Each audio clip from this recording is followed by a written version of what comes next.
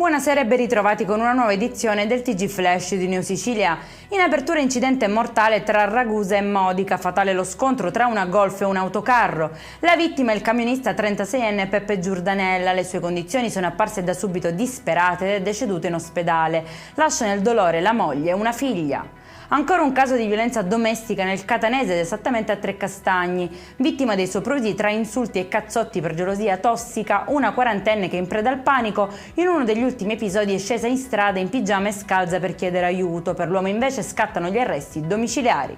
Rimossa la struttura di metallo abbandonata che poggiava sul litorale di un lido a Isola delle Femmine, nel Palermitano, nel 2022 il questore aveva sospeso la licenza per 30 giorni dopo aver riscontrato gravi irregolarità igienico-sanitarie per pericolo per la pubblica incolumità.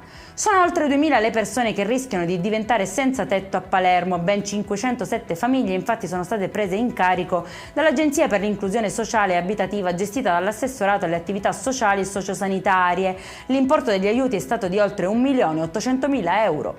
È in chiusura il meteo per la giornata di domani, cieli instabili e probabili piogge su tutta l'isola, ma nessuna allerta comunicata dalla Protezione Civile regionale.